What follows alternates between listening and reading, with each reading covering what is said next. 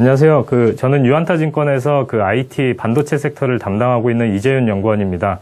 오늘 기초 세미나에서는 우리나라 수출 경제를 견인하고 있는 반도체 섹터에 대해서 알아볼 텐데, 기본적으로 반도체 산업이 어떻게 구분이 되고, 그리고 공정에 따라서 우리가 어떻게 접근을 해야 되는지, 가장 기본적인 내용 중심으로 해서 설명을 드리도록 하겠습니다. 첫 번째로 반도체 산업 구분에 대해서 알아볼 텐데요. 메모리 반도체, 비메모리 반도체, 그리고 파운드리 산업, 이거 중심으로 이제 좀 알아볼 텐데, 이전에 일단은 제목처럼 우리나라 수출 경제를 견인하고 있다고 말씀을 드렸는데, 수출 데이터 먼저 짚고 이제 반도체 산업 구분에 대해서 말씀을 드릴 텐데요. 일단 수출 데이터를 보면은 우리나라가 작년에 이제 수출 규모가 한화 기준으로 한 550조 정도의 규모였는데, 그 중에서 19%가 반도체였습니다. 이 19%는 당연히 이제 삼성전자, SK 하이닉스인데, 삼성전자가 이 중에서 19%라고 하면은 500조에 19%라고 한 100조 정도 되는 거잖아요.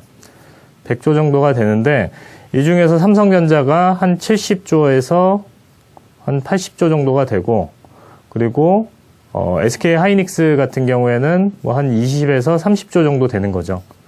그래서 이 정도로 이 두 개의 기업이, 그러니까 메모리 반도체 중심이긴 하지만 우리나라 수출 경제를 견인을 하고 있는 그런 상황이라고 이제 좀 이해를 하시면 될 것 같고, 앞으로는 이제 여기에서 봤을 때 삼성전자의 70에서 80% 중에서 한 10조에서 한 20조 사이가 비메모리 반도체에서 나오고 있는 매출이거든요. 그래서 비메모리가 이제 2019년에 삼성전자가 반도체 비전 2030을 발표하면서 이제 좀 향후에 성장성이 이제 좀 부각받고 있는 그런 시점이거든요. 그래서 이제는 메모리뿐만 아니라 비메모리 쪽에서도 이제 우리나라 수출 경제를 이제 좀 견인할 수 있는 그런 상황이 마련된 게 아닌가, 이렇게 좀 판단을 해볼 수가 있을 것 같습니다. 그래서 그만큼 중요하기 때문에 이제 반도체 산업에 대해서 이제 좀 공부를 계속 하셔야 된다라는 내용이고요. 그래서 전체적으로 봤을 때 이거는 이미 다 아시는 내용들일 것 같습니다. 일단은 반도체가 제품별로 봤을 때 이제 메모리 반도체하고 비메모리 반도체 구분이 되고, 메모리 반도체 같은 경우에는 흔히 말하는 D램하고 NAND. 그러니까 D램 같은 경우에는 스토리지 역할보다는 데이터 처리의 역할을 하는 거거든요. 그래서 어떻게 보면은 이제 책장을 비유를 하게 되면은 인덱스라고 보시면 될 것 같습니다. 어디에 어떤 데이터가 있는지 빨리 찾아주는 역할을 하는 게 이제 D램인 거고요. 낸드 같은 경우에는 이제 책장 자체가 이제 낸드라고 이제 비유를 할 수가 있는 거거든요. 그래서 우리가 이제 낸드를 얘기할 때는 이제 스토리지라고 표현을 하잖아요. 그래서 똑같은 메모리지만 그런 역할의 차이가 있다라고 보시면 될 것 같고, 비메모리 같은 경우에는 종류가 상당히 많습니다. 여기 지금 4가지 이렇게 예를 적어 놨긴 했지만, 실제로 비메모리 반도체의 종류는 지금 모바일 AP나 PMIC나 DDIC, CIS 이런 거를 제외하고도 수백 가지 제품이 있는 게 이제 비메모리 반도체거든요. 그래서 그냥 여기서 이제 좀 간단히 좀 정리할 수 있는 거는, 메모리 반도체는 이제 소품종 대량 생산이 이제 가장 큰 특징이고, 비메모리는 이제 다품종 소량 생산이 가장 큰 특징이라고 이해를 하시면 될 것 같습니다.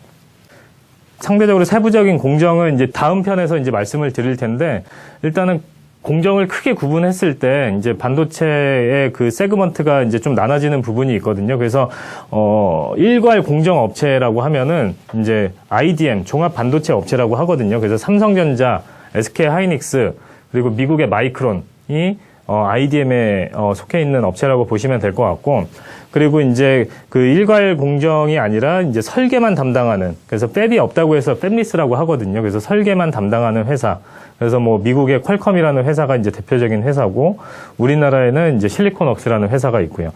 최근에 이제 작년부터 좀 많이 들으셨을 겁니다. 그래서 파운드리는 이제 대만의 TSMC가 대표적인 업체고, 삼성전자가 이제 파운드리 사업을 키우기 위해서 노력을 하고 있잖아요. 그래서 생산만, 설계를 한 거를 받아서 생산만 하는 역할을 하는 게 이제 파운드리라고 보시면 될 것 같고, 그리고 파운드리에서 생산된 거를 이제 후공정하는, 조립하고 어셈블리 앤 테스트거든요. 조립하고 테스트하는 그런 후공정 업종이 있다라고 이해를 하시면 될 것 같습니다. 그래서 구조를 그림으로 좀 보면은, 일단은 아까 말씀드린 대로 삼성전자가 이제 IDM의 역할을 하는 거고, 이거는 근데 이제 메모리 반도체에서의 삼성전자의 역할을 얘기하는 거거든요. 그리고 설계하고 파운드리하고 이렇게 후공정 이렇게 있으면은, 설계하는 업체, 그러니까 세트 메이커가 어떤 반도체를 만들어주세요 이렇게 얘기를 하면은 그거에 맞게 설계를 합니다. 설계 업체들이. 그러면은 이제 그 설계를 이제 파운드리 업체가 받아서 그 설계된 대로 이제 생산을 하는 거죠. 거기에 이제 최적화된 공정에 맞게 이제 생산을 하게 되면은 그 생산된 그 웨이퍼를 갖고 이제 후공정 업체들이 반도체 완제품을 만들어서 이제 그게 이제 이렇게 그 세트 업체, 스마트폰이나 PC 이런 그 세트 업체한테 이제 넘어가게 되는 거죠. 그래서 이제 완성품을 만드는데 도움이 될 수 있도록 이 업체들이 이제 마지막으로 이제 조립을 해주는 그런 역할을 한다고 보시면 될 것 같습니다. 그래서 지금 말씀드린 그 세 가지 세그먼트 있잖아요. 팹리스하고 파운드리하고 오삿이 있는데 일단은 그 파운드리 시장 규모가 어느 정도 되는지 이렇게 좀 말씀을 드리면은 2019년하고 2020년 기준으로 봤을 때 지금 뭐 70조 정도 되는 그 시장 규모를 갖고 있는 게 이제 파운드리거든요. 그 중에서 지금 50%를 지금 TSMC, 대만의 TSMC가 점유하고 있는 거고, 삼성전자가 17%를 점유하고 있는 거거든요. 점유하고 있는데, 실제로 지금 삼성전자하고 여기서 이제 점유율의 이제 차이가 뭐냐면은, TSMC는 퓨어 파운드리만 해서 지금 점유율이 50%가 넘어가는 거고, 삼성전자는 실제로 사업부를 좀 보면은, 비메모리 반도체 사업이라고 하면은, 삼성전자는 이제 시스템 LSI하고 파운드리하고 또 나눠지거든요. 그래서 이 시스템 LSI하고 파운드리를 합쳤을 때 그 매출액에 여기에 이제 점유율을 대입하면은 이제 17%가 나온다라는 거고요. 실제로 그래서 이제 TSMC랑 직접적으로 점유율, 파운드리 점유율을 비교하기 위해서는 시스템 LSI를 제외시키고 봐야 되는 거거든요. 그래서 파운드리만 놓고 봤을 때 뭐 정확하게 발라내긴 힘들지만 점유율이 한 10%에서 12% 정도 되는 걸로 좀 추산을 해볼 수가 있을 것 같습니다. 그래서 아직은 상당히 점유율 차이가 많이 나고 이 점유율을 더 끌어올리기 위해서 이제 삼성전자가 반도체 비전 2030을 발표하면서 이쪽에 이제 좀 드라이브를 걸고 있는 그런 상황이라고 이해를 하시면 될 것 같습니다. 그리고 그 다음은 이제 파운드리 쪽에서 이제 시장 경쟁 구도인데 이것도 이제 작년부터 워낙 이제 계속 얘기가 많이 나왔었기 때문에 여기서 이제 좀 내용을 담아봤는데 결국에는 EUV입니다. 그래서 아까 그 점유율을 말씀드렸을 때 그 기억하시겠지만 그 TSMC는 압도적으로 50%를 이상을 점유를 하면서 압도적인 1등을 하고 있는 거고, 그 삼성전자하고 글로벌 파운드리, UMC, SMIC 이런 회사들이 어떻게 보면 세컨 티어거든요. 그래서 압도적인 1등과 이런 삼성전자를 포함한 이 세컨 티어 업체들이 있는데 지금 경쟁 구도가 지금 그러니까 유독 작년부터 이 파운드리에 대해서 기대를 하고 관심이 많아질 수밖에 없었던 게 결국에는 EUV라는 장비거든요. 그래서 다음 편에 이제 공정에서도 말씀을 드리겠지만 이 EUV라는 장비가 작년부터 본격적으로 도입이 되기 시작했습니다. 반도체의 그 선단 공정에서 이게 EUV라는 거를 쓸 수밖에 없는 그런 상황이거든요. 근데 이제 이 장비를 구매하는 것도 상당히 힘들고 구매를 한다 해도 공정을 안정화시키는 게 상당히 힘들거든요. 그래서 실제로 EUV 공정으로 넘어가면서 기존에는 이 다자 경쟁에서 EUV로 인해서 TSMC와 삼성전자만 경쟁하는 체제가 된 거죠. 그래서 기존의 세컨티어 안에서는 삼성전자만 이거를 할 수 있다는 얘기인 거고요. EUV가 도입되기 전까지는 이 세컨티어에서 삼성전자는 뭐 TSMC랑도 경쟁을 해야 되겠지만 이 세컨티어 업체들하고도 같이 경쟁을 했어야 되는데 EUV가 도입되면서 자연스럽게 경쟁을 안 해도 되는 그런 구조로 된 거죠. 그래서 그렇기 때문에 더더욱이 삼성전자 파운드리 사업에 대한 기대가 커질 수 있었던 그런 요인이라고 이해를 하시면 될 것 같습니다.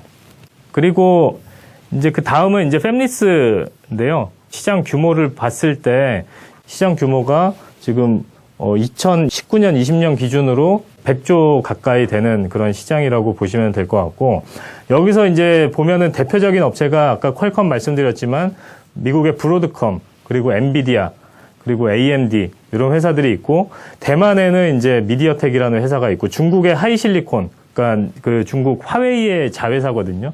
하이실리콘이라는 회사도 있습니다. 그리고 그 외에 이런 회사들이 있는데 우리나라는 지금 상당히 그러니까 상대적으로 영세한 업체들밖에 없다. 그래서 실리콘웍스라는 회사가 우리나라에서 이제 좀 대표적인 그 삼성전자의 그 시스템 LSI 사업부를 제외하고 실리콘웍스가 이제 팹리스 업체로 이제 꼽히는데 그 점유율이 이렇게 구성이 돼 있는데 여기서 이제 좀 작년의 특이사항은 이제 중미 무역 분쟁 때문에 그 화웨이 제재가 이제 좀 심화되는 과정에서 이제 화웨이도 그렇지만 이제 하이실리콘 자체도 상당히 힘들어지면서 여기에서 이제 중화권 시장에서 보면은 아무래도 이제 대만의 미디어텍이 이제 반사이익을 보고 있는 그런 상황이라고 이해를 하시면 될 것 같습니다. 그래서 칩별로 봤을 때 지금 보면은 이게 PC나 서버 쪽에 들어가는 프로세서를 얘기하는 거고요. 그리고 그 다음은 이제 모바일에 들어가는 프로세서. 이거는 이제 우리가 모바일 AP라고 얘기를 하는 제품이고, 이거는 그냥 CPU라고 얘기를 하는 거거든요. 그래서 PC에 들어가는 CPU, 그리고 모바일에 들어가는 모바일 AP. 똑같은 기능을 하는데 PC에 들어가는 거, 그리고 모바일에 들어가는 거, 이렇게 구분이 되는 거고, 그거 관련돼서는 이제 대기업들이 이제 대부분 다 설계를 하고 있는 그런 상황이라고 보시면 될 것 같고요. 그리고 기타 이제 통신이나 그 연결 관련된 그런 칩을 하는 회사들은 이런 회사들이 있다. 그리고 실제로 이제 디스플레이 드라이버 IC, 그러니까 그 LCD가 됐든 OLED가 됐든 구동을 하기 위해서는 그 드라이버, 구동 IC가 필요하거든요. 그것도 이제 비메모리 반도체, 수많은 비메모리 반도체 종류 중에 하나인데, 어떻게 보면은 이 칩의 단가를 봤을 때는 이게 가장 그 싸다고 보시면 될 것 같습니다. 그래서 그만큼 이제 기술 장벽도 상대적으로 이런 제품들보다는 훨씬 더 낮은 그런 제품인데, 여기에 이제 속해 있는 게 이제 우리나라 회사인 거죠. 이쪽에는 우리나라에 속해 있는 게 지금 모바일 프로세서에서 삼성 시스템 LSI만 이쪽에서 사업을 영위를 하고 있는 거고, 일부 이제 커넥티비티도 삼성이 하고 있지만 대부분 다 이쪽에서 하고 있다고 보시면 될 것 같고, 중소기업 중에서는 이제 실리콘웍스가 디스플레이 드라이버 IC 중심으로 지금 사업을 영위하고 있는 거고요. 결국에는 이제 우리나라 비메모리 반도체 산업이 커지는 과정에서 이렇게 지금 상대적으로 영세한 그 설계 업체들도 같이 이제 동반 성장할 수 있는 그런 기회가 충분히 나올 수 있다는 점 관심을 갖고 보시면 될 것 같습니다. 그리고 다음은 이제 그 OSAT, 그 반도체 조립하고 테스트하는 그 후공정이라고 말씀드렸는데, 이쪽 시장 규모가 2020년 기준으로 봤을 때 이제 뭐 50조에서 60조 정도 되는 그런 시장 규모인 거고, 글로벌리 봤을 때 이제 대만의 그 ASE라는 회사가 이제 단연 1등이고 미국의 암코라는 회사가 2등을 하고 있거든요. 근데 실제로 여기서 지금 점유율을 표기할 때 ASE라는 회사랑 그 스필이라는 회사랑 합병이 됐기 때문에 합쳐서 보시면 될 것 같습니다. 그래서 ASE가 단연 1등이라고 보시면 될 것 같고요. 그 뒤를 이어서 미국의 암코가 있고요. 그리고 중국의 JCT, 뭐 이런 회사들이 있는데, 우리나라 회사들은 이제 팹리스도 마찬가지입니다. 팹리스도 이제 그 아직은 우리나라가 비메모리 시장이 이제 덜 성숙됐고 이제 어떻게 보면 성장 초입 단계에 있다 보니까 팹리스 산업도 해외 사례랑 비교했을 때 상당히 영세한 거고, 후공정도 마찬가지입니다. 이게 비메모리 산업이 커져야 이제 후공정도 같이 이렇게 동반 성장할 수 있는 거거든요. 근데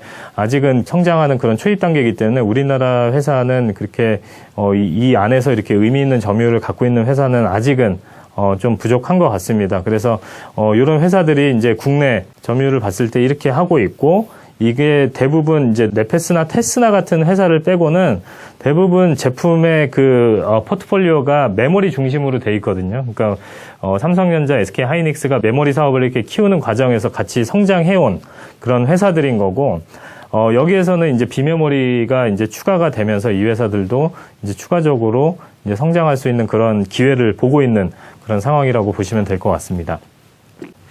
지금까지 그 반도체 산업이 우리나라의 그 수출을 견인하고 있는 그런 수치적인 면하고, 그리고 반도체 산업의 구분이 어떻게 되고 있는지, 그래서 뭐 파운드리랑 팹리스랑 그 OSAT, 그 반도체 후공정, 이렇게 세 가지로 구분을 해서 설명을 드렸고요. 다음 편에는 이제 반도체 공정 관련해서 좀 설명을 드리도록 하겠습니다.